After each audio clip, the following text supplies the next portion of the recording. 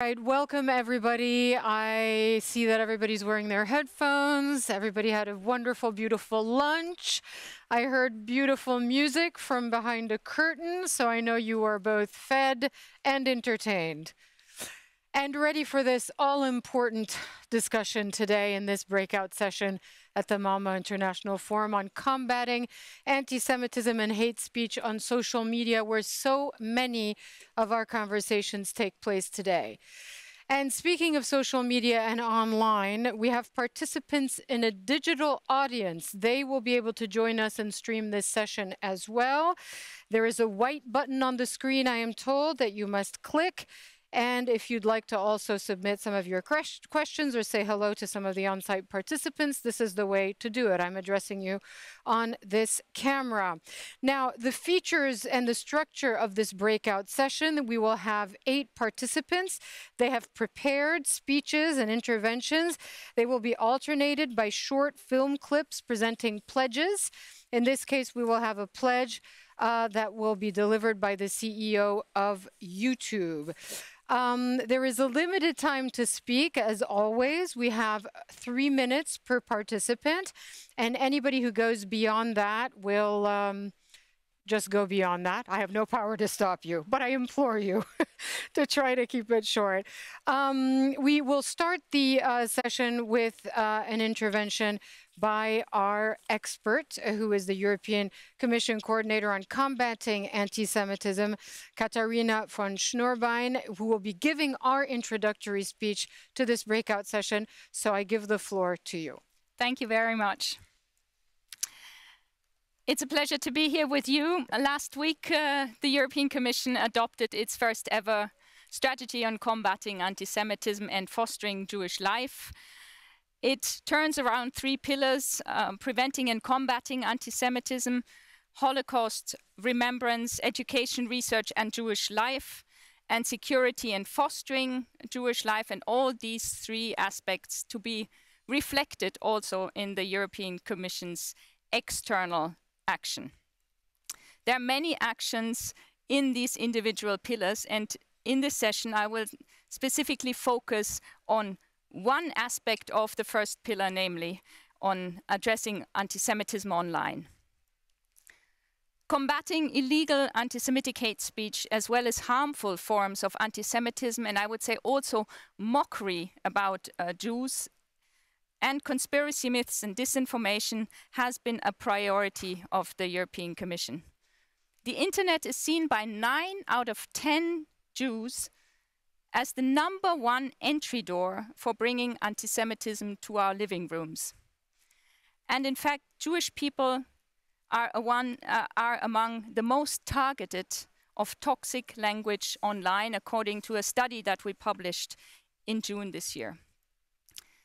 The net is seen as a data highway with too few rules. The European Commission is determined to change that, because hate speech is not free speech, and public incitement to violence and hatred against Jewish people is a criminal offense, including when it occurs online.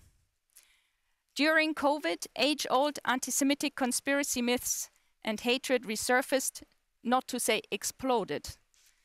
Our study of June 2021, the rise of anti-Semitism online during the pandemic, showed a 7-fold increase in French language and a 13-fold increase in German language accounts of anti-Semitic content on Telegram, Twitter, and Facebook.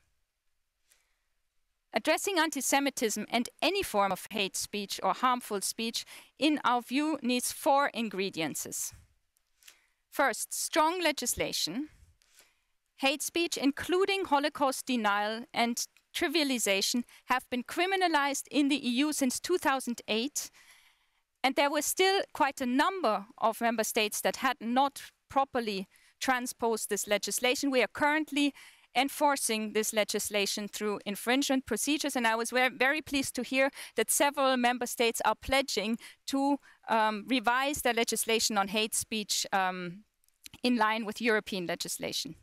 We recently also tabled the Digital Services Act that the Commission proposed, where we will have an increase of transparency of data and money flows, better redress mechanisms, and clearer reporting structures, among others. That's the first part. Secondly, we need responsible platforms that take down illegal and terrorist content in line with legislation and in line with their commitment as part of the Code of Conduct on countering illegal hate speech. And they need to take responsibility for their algorithms. I think this is really key. They cannot necessarily be responsible for all the content that is placed by users, but they can be responsible for their algorithms. In addition to the Commission's Code of Conduct, obliging platforms to remove illegal content within 24 hours has been in place since 2016, and it has shown certain results. We will also cooperate with industry and the IT companies to prevent the illegal display and sale of Nazi-related symbols, memorabilia, and literature online. Number 3, we need civil society organizations and sensibilize users to notify illegal content. We will support the establishment of a Europe-wide network of trusted flaggers and Jewish organizations to ensure anti-Semitic illegal content in all EU languages and non-EU languages that can have an influence on EU citizens and people living in Europe.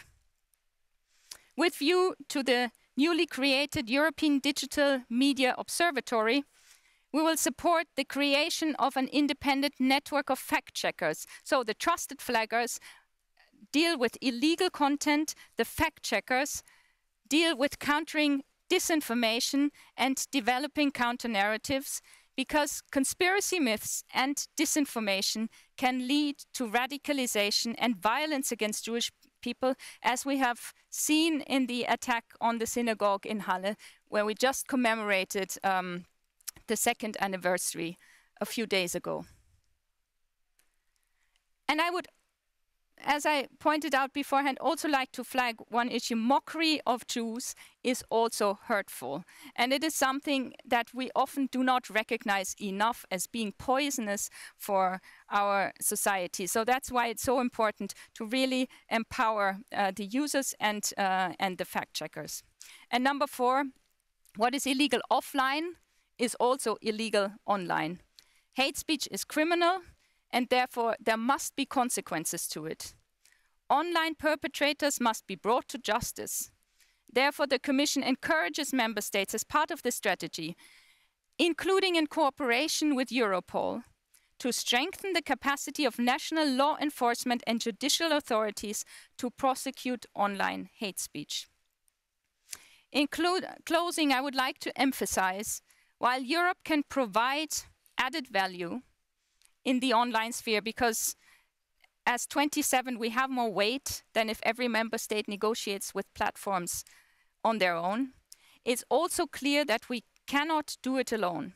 Member states committed already in 2018 in a council declaration that was adopted under the Austrian presidency that they will provide national strategies, that they will use the IRA definition. And I would like to add also that they need to appoint a special envoy in order to make sure we can coordinate on European level. And in line with our strategy, we want to see these national strategies adopted by 2022. And I see also with pleasure that some member states are pledging strategies.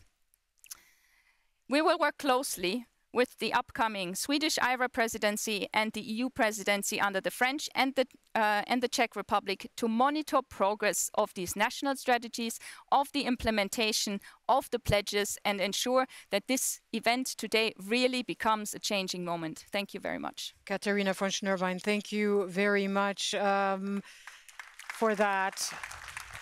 And indeed, in the previous breakout sessions, we did hear some concrete pledges, and it's going to be very interesting to monitor going forward whether or not these promises are kept in the coming months and years. The Minister of Foreign Affairs for the Czech Republic, Jakub Kulhanek, joins us now, and I understand you have to leave right after your speech. So please go ahead. All right. Well, thank you. And ladies and gentlemen, thank you for inviting me to speak on this panel today. I believe it is indeed quite timely to discuss new ways on combating anti-Semitism and hate speech on social media. In many ways, we are now facing what's a perfect storm of the ongoing health crisis, growing fear of uncertainty about the future, looming economic hardship, and the rapid expansion of social media.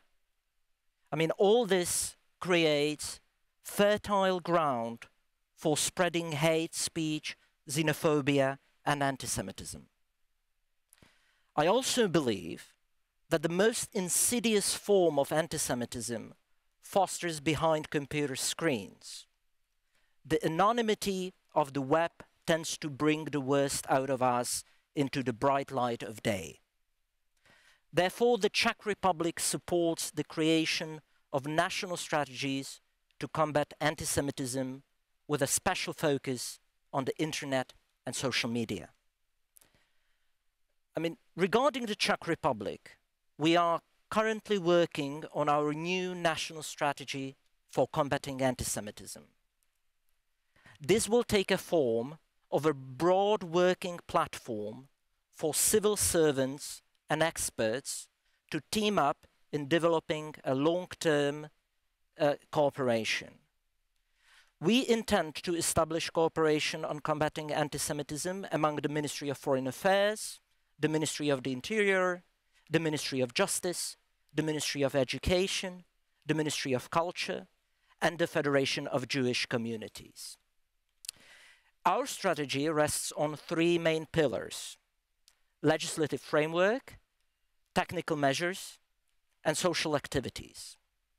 So first, as for the legislative framework, it should ensure a safe and accountable online environment. Since anti-Semitism is global, we must also work globally on legislative actions and promote an active exchange of good practices. What we consider a criminal offense offline should be treated the same way when occurring online. This is the reason why we want to speed up the whole process of cracking down on anti-Semitism. By doing so, we want to shorten the time between the appearance of anti-Semitic texts or hate speech online and their removal, and holding those responsible to account in criminal proceedings.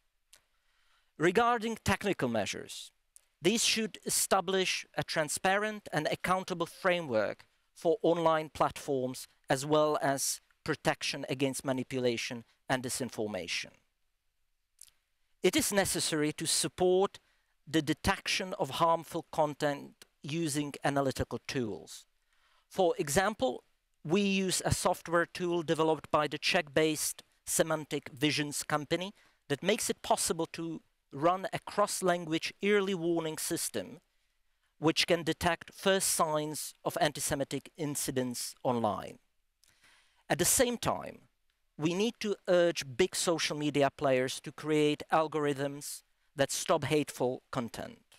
Unless we change the harmful yet profit-making practices of the big social media companies, it will continue to deepen divisions in societies and also lead to the creation of deep divisions and hatred among people. But legislative and technical measures are not enough. Finally, the third and often overlooked dimension is the role of civil society, and especially that of young people in the fight against anti-Semitism and hate speech on the internet and social media. I mean, especially young people with new and innovative ideas can contribute with positive content on the internet, and we should do more to enlist their help. They just need to be motivated to do so through proper education, various projects, and incentives. Ladies and gentlemen, I believe this struggle against anti-Semitism is a never-ending story, if history is any indication. That is why it is all the more important that our joint effort to combat anti-Semitism should be informed by one simple guiding principle: never forget, never let the horrific memory of the Holocaust fade away. Only then we can be successful in uprooting the terrible scourge of anti-Semitism. Well, thank you for your attention, and I do apologize, but I have to leave now since I have a plane to catch, so thank you for having me. Thank you very much, Jakub Kohanek. Safe flight to you. Lots of algorithm talks, get ready, Facebook. So let us go to the Deputy Prime Minister of the Netherlands, Kajsa Ollongren, for more on what your takeaway is from the forum, and also how you believe that we can fight anti-Semitism and hate speech on social media in particular. Thank you very much. First of all, I would like to express my gratitude to the Swedish government and also my compliments for organizing this very important event. It's of course an honor for me to speak here today. And I would like to use my 3 minutes to say something about the importance of remembering and how you can do that, and also the importance of acting and reacting, especially on the issue just mentioned. So in the Netherlands, thanks to the unwavering efforts of the chairman of the Dutch Auschwitz Committee, Mr. Jacques Grishaver, the Holocaust Wall of Names was unveiled only last month by our king. It is in the very heart of Amsterdam. It's a brick labyrinth that very slowly took form, and it's bearing the names and ages of all 102,163 Dutch Jews, Roma and Sinti who were murdered by the Nazis during the Second World War. Each brick is inscribed with the name of one single victim. So every single individual is in this wall. And for most survivors, this was the first time they saw the names of their murdered family members recognized in stone. And according to Mr. Grishaver, this commemoration is more than honoring the dead. It also leads us to account for the actions of the past and sustains us in the fight against the poison of anti-Semitism. Then about acting and reacting. In the EU study, Catherine just mentioned it, it's been concluded that we've seen a 7 to 13-fold increase in anti-Semitic comments online in the 2 most spoken languages in the EU over the course of 1 single year. COVID-related conspiracy theories and disinformation seems to feed into anti-Semitic discourse with a vengeance. Despicable theories about Jewish world domination and misinformation about the origins of COVID go hand in hand. As is often the case, the poison of anti-Semitism arises as society navigates through a major crisis. It is our duty to address this head on. And also in my country, we see protesters disagreeing with COVID policy, and they are in turn comparing themselves and their situation with the fate of the Jews, as they were prosecuted by the Nazis. And some of them even wear the yellow Star of David. These protesters are trampling on the feelings of survivors. They are trivializing the Holocaust by comparing their situation to that to countless victims of Nazi cruelty. And many in our Dutch parliament have forcefully denounced these comparisons, and so do I. And I urge you to join me in calling for an end to this deplorable practice. We must preserve the memory of the Holocaust. So some of the bricks that make the new memorial wall of names in Amsterdam are now marked by small stones, according to Jewish custom. The descendants of the deceased show that their thoughts are still with their loved ones. Let us all try, in our lives, to symbolically leave behind our own stone of remembrance every day by honoring the dead, by remembering the horrors, and by pledging our relentless commitment to the fight against today's anti-Semitism. Thank you. Thank you so much. Thank you. So our next speaker, the Deputy Prime Minister, where am I? Here we are, the Deputy Prime Minister of the Hellenic Republic, Panagiotis Pikramenos of Greece. Thank you so much. Good evening, ladies and gentlemen, dear friends. As you know, Greece has the presidency of the IRA for this year, so Greece's pledge seeks to bring the Holocaust narrative into the digital era. In order for the message of the Holocaust to remain relevant forever, it needs most of all to adapt to modern circumstances. Humanistic studies, including historical studies, unfortunately do not attract young minds as much as they used to. For better or worse, information and ideas are now presented, discussed, and often fought over in the digital battlefield. This is where the current generation primarily seeks information, explores ideologies, and instigates debates. As the current COVID pandemic has regrettably shown, distortion of information is a very real concern, and even the most outlandish conspiracy theory claims can still fall on eager ears, often with grave results. This is where the current threat lies, and this is where we intend to take the fight.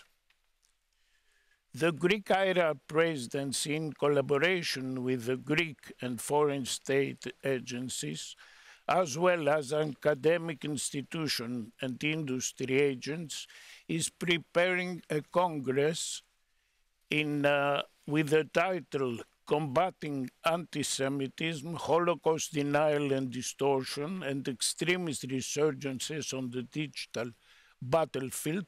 It will be held late February, early March of 2022 in the Greek city of Ioannina, home to one of the most ancient Jewish communities in Europe.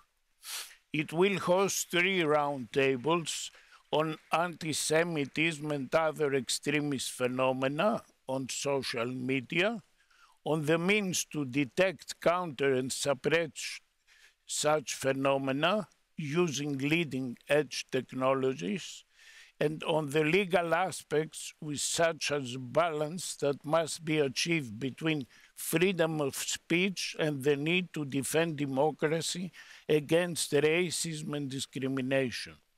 Should the Congress prove successful, we shall seek to incorporate its premise as a constant feature in all future IRA presidencies, so that the threat can keep being fought and countered as it develops. Bringing the Holocaust messages to the digital era, bringing the fight against anti-Semitism, racism, fascism, and all forms of hate speech to the digital battlefield is the most efficient way to ensure the continued memory and relevance of the Holocaust. This is our pledge and the legacy of our presidency. Thank you. Thank you, Minister Pikramenos. The High Representative for the United Nations Alliance of Civilizations, Miguel Angel Moratinos, the floor is yours. Thank you, Hala. Thank you for inviting me to this important and timely event. I'm so privileged and so honored. I'm here as UN focal point for monitoring anti-Semitism and enhanced system for a wise response. But we are gathering 20 years ago from Stockholm. We are here in Malmö. What has happened 20 years ago? There was no Google. Google was just 2 years of youth.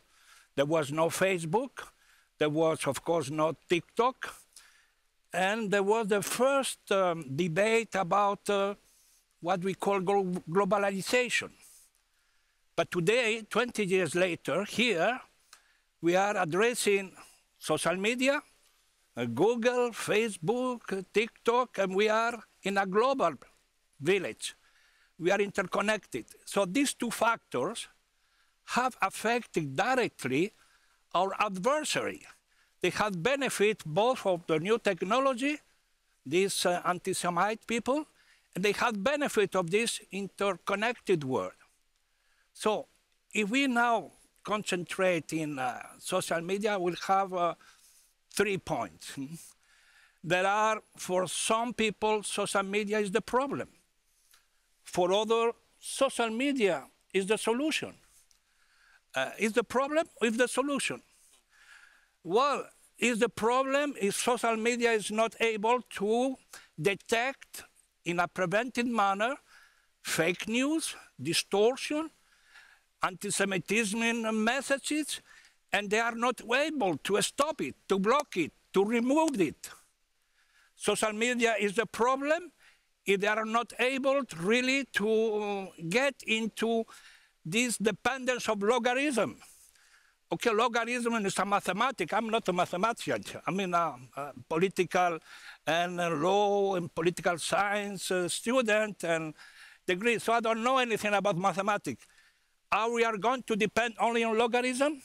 So we ask social media to try to introduce the human factor, more human resources, to identify what is fake, what is correct, what is not accepted, what is authentic.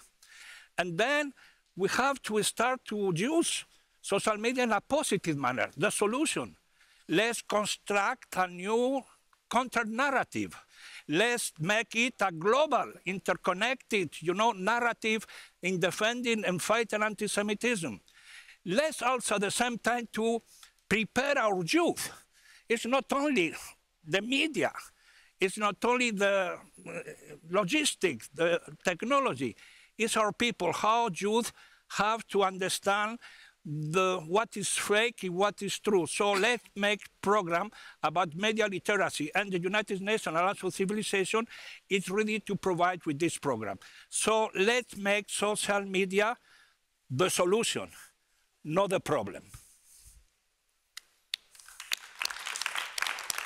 Thank you very much, High Representative Moratinos. So the Facebook Public Policy Director, Israel and the Jewish Diaspora, Jordana Cutler.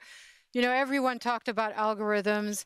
The question, is social media the solution or is it the problem? Is there the will there among social media companies to remove hate speech as soon as it appears? And if so, how can that be done? The floor is yours. Thank you very much. It's my honor to be here at the Malmo Forum to express Facebook's commitment to Holocaust remembrance and education and the steps we're taking to combat anti-Semitism. The sessions today have emphasized the importance of a multifaceted approach to remembering the Holocaust and the securing a foundation for future generations to understand how to fulfill the promise of never again. We meet with Jewish organizations and many others regularly to discuss these issues, and these critical conversations have led to key policy changes for Facebook, such as banning harmful stereotypes of Jewish people running the world and other major institutions. We've also updated our policies to make it clear that Holocaust denial and distortion is hate speech and has no place on our platforms. We remove it when we detect it or it's reported to us, and we will continue to improve our enforcement of this important policy. While the work that we do focused on policy and its enforcement is important, combating anti-Semitism and Holocaust denial on social media by removing content also needs to come alongside educational efforts. We know that there is an alarming level of ignorance about the Holocaust, especially amongst young people. This must be addressed urgently. And as one survivor mentioned last night, if we do not, there will be no one left to do it. This is why I'm so proud to be here at this conference alongside our close partners from the World Jewish Congress. AboutHolocaust.org is a website currently available in 12 languages on our platform with authoritative information about the Holocaust and survivor testimonies.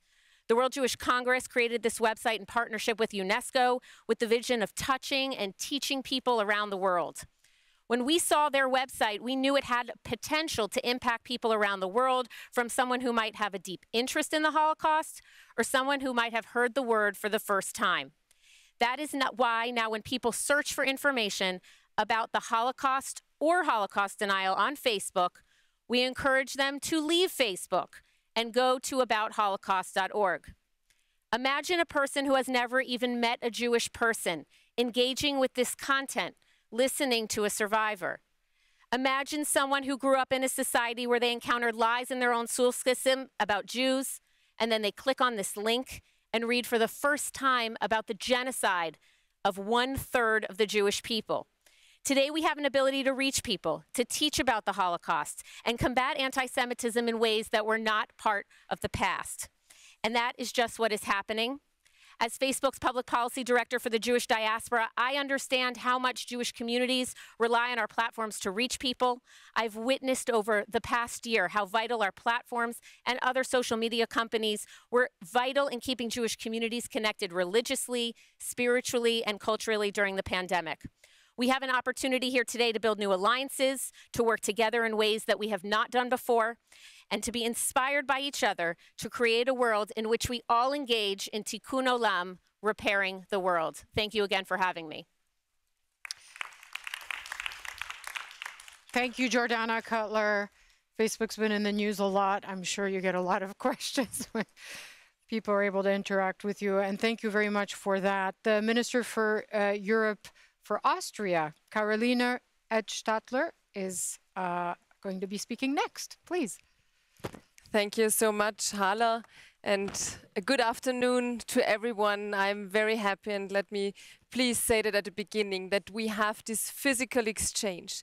I would go a step further than the Foreign Minister of the Czech Republic, as Jakub, and he already left, to say that it is the right time. It is high at time to do something against anti-Semitism. And it is good to have an exchange in this round, and let me also say this, of friends, of allies, when it comes to the fight against anti-Semitism. Well, we do see, of course, a new dimension, and it's somehow not a coincidence, I think, that I can speak after Facebook and the representative of Facebook here. And this is the dimension of the social media and of the internet. And I would like to catch up with what was said by Ronald Lauder today already. He said we have to do 3 things. Stop the hate, stop what is going on social media, and educate our children. And I think that's what we can boil down all the things, what's our duty. And then I come to the 3rd dimension, or to the dimension we have in addition now, the social media. We do have a responsibility. Am I blaming Mark Zuckerberg for everything which happens on social media? No, of course I'm not. But I see that the social medias, not only Facebook, but also Twitter and some of TikTok were mentioned already, have to take over their responsibility when it comes to a quick deletion of anti-Semitic hatred and, of course, also of other hatred. And that's why we in Austria did a lot, I would like to say, and I think there are a lot of witnesses in the room who could say that we really did a lot, but I would like to mention 3 things. First of all, we made and presented a national strategy against anti-Semitism. And it's based on 6 pillars, from education to the better collection of data, to support for the people, to the judiciary, and so on and so forth. You can read it here. We have a new unit in the Chancellery, and the leader of the unit is here, who is coordinating the work between, by the way, 8 ministries. That's the one thing we are doing. Then we tripled the money for the Jewish community, for their safeguarding, for flourishing the Jewish life in Austria. And the 3rd thing I would like to mention, and I see I'm already over time, we have a new law. And this new law is directed to people who are confronted with illegal content online, with hatred in the internet. And it takes also the social media platforms into their responsibility, because they have to delete if there is some illegal content.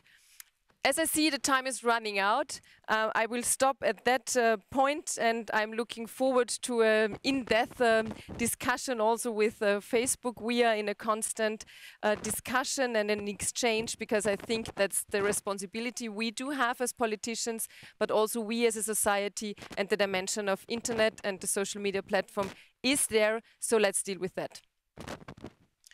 Thank you so much, Minister Edstadler, for that.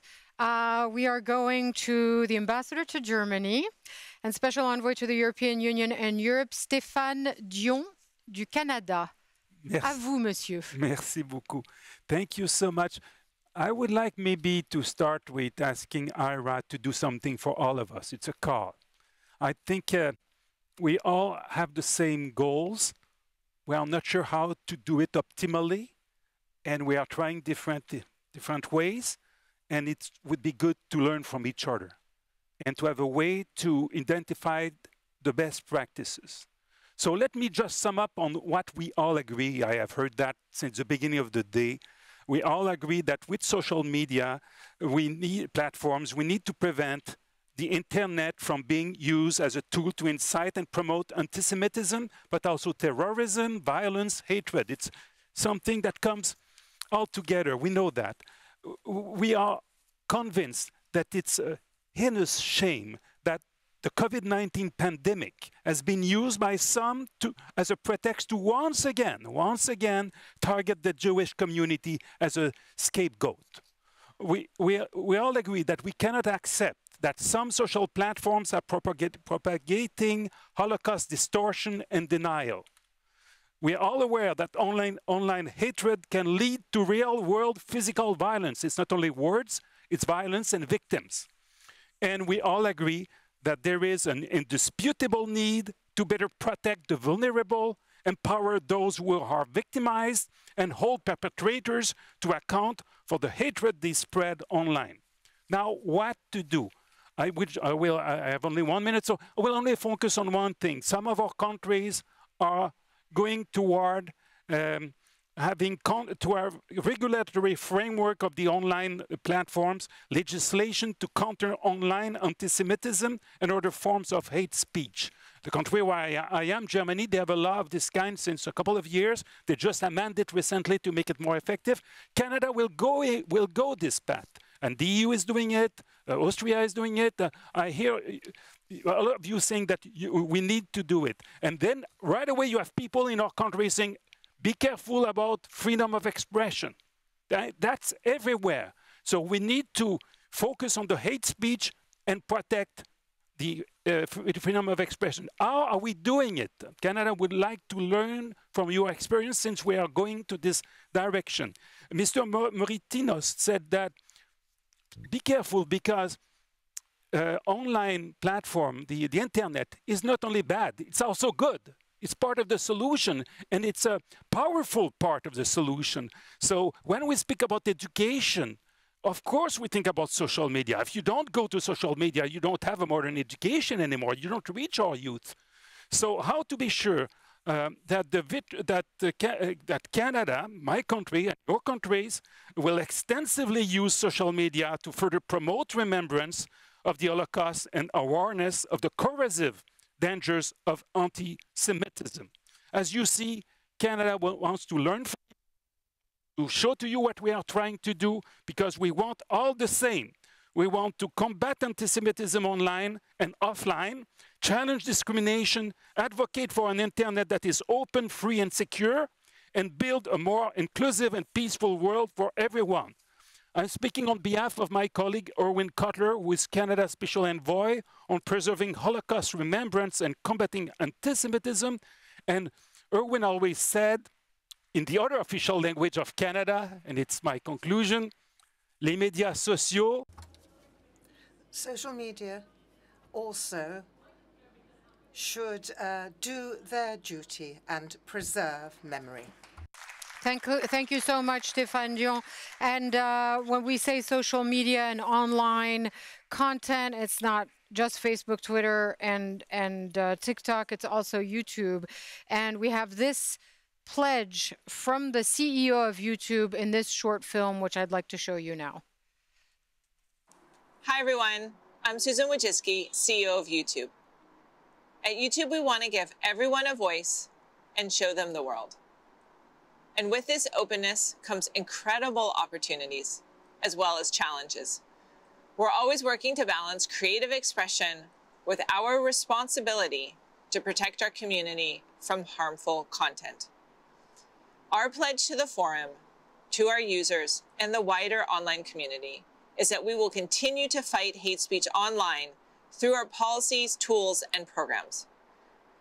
This is incredibly important to me personally, I understand from history and my own family's experience how critical it is to remember the events of the Holocaust and to prevent anti-Semitism today. To strengthen our commitments, today I'm pleased to announce that we are pledging a $1 million cash grant commitment to nonprofits fighting anti-Semitism online and a $5 million in-kind donation fund to provide free ads for governments and nonprofits to promote public campaigns with authoritative content about anti-Semitism and Holocaust education. We are proud to be part of the Malmö International Forum, and we will continue to work together to ensure that the world never forgets and to fight anti-Semitism online. All right. So we've heard some concrete pledges. We've heard pledges of money, pledges of action. And it's a question, of course, of implementation going forward.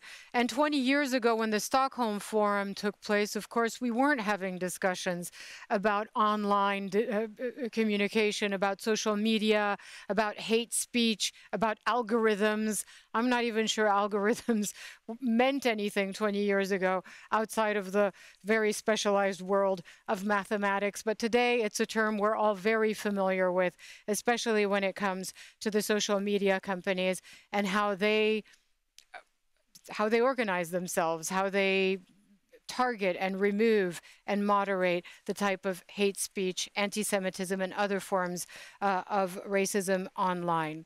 Thank you very much for participating in this breakout session. Now we are going to have to wrap it up. Unfortunately, no time for questions because so many of you have planes to catch and very busy schedules because the plenary session is due to start in about 15 minutes. I'm going to say thank you to all of you, and I'll see you on stage in a little bit in the main hall. Thanks again.